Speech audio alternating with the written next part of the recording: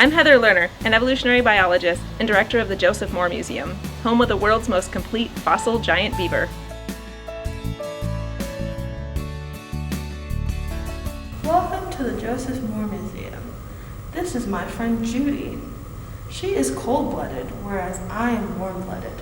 Since she is cold-blooded, she gets all of her heat from the area around her, which is currently me, which is why she looks so happy. Today we're going to show you cold-blooded reptiles. The ones we show you all do this process called brumation, which means in the cold weather, they're able to sleep, but also get up and move around and eat. They have adapted this to survive the harsh winters. Today we are going to introduce you to some of the winter habitats of our cold-blooded friends that live right here in the museum. Milk snakes, such as 2%, live in rocky wooded areas all across the Americas. They are found as far north as Quebec, Ontario, and as far south as Venezuela.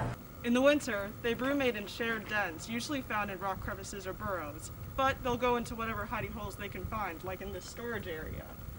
When they feel the temperature change in the spring, they'll emerge to lay their eggs. 2% here is a Sinaloan milk snake, native to Mexico. So she would finish brumating earlier than the Indiana eastern milk snakes, which typically lay their eggs around June and July. Like the milk snakes, rat snakes brumate during the winter, but are much less picky about location. Aren't you? Aren't you, Ratatouille?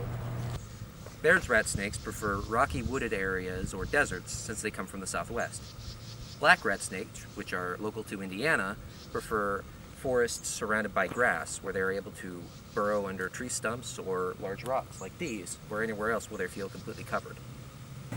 Their habitat lies mainly in the geographic area around the Appalachian Mountains. They emerge around May or June for their mating season. Ratatouille is a barred rat snake, which typically live around the American Southwest, but their beautiful coloration makes them popular for breeders to sell in Indiana. Ratatouille's much more common cousin, the black rat snake, follows the same winter habitats like the eastern milk snake, which emerges around June and July. While snakes stick to their dens, turtles, like the painted turtle, still swim under the ice in still ponds such as this, though they move much more slowly due to low temperatures and a lack of food. They also can't breathe while under there, so they use a different method similar to how fish use their gills. They use the blood vessels in their butts to draw in oxygen from the water around them. This allows them to survive underwater in very cold temperatures for up to 100 days. Isn't that so cool?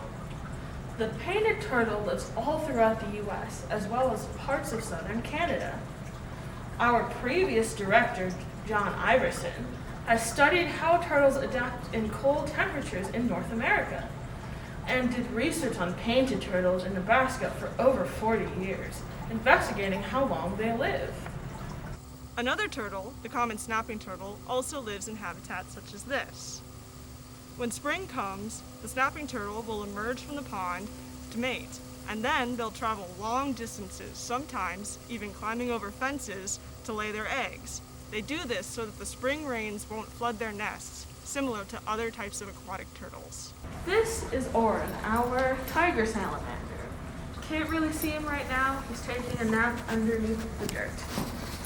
Unlike reptiles, amphibians have to stay near water in order to keep moist throughout the winter.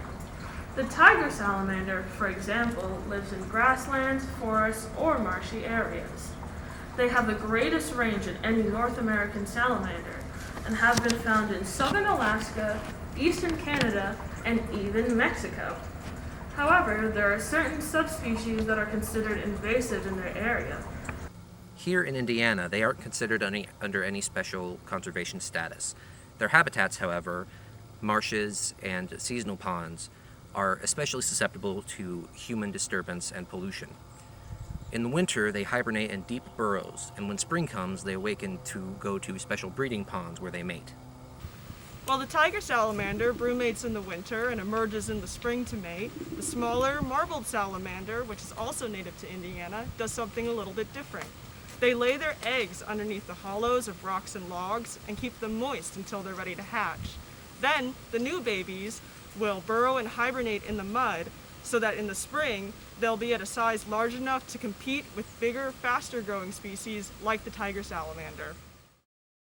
Now that you've learned about reptiles and amphibians, try to see if you can match the animals to their habitats on our Joseph Moore Museum coloring pages. You can send us your finished drawings and you could win one of these great prizes.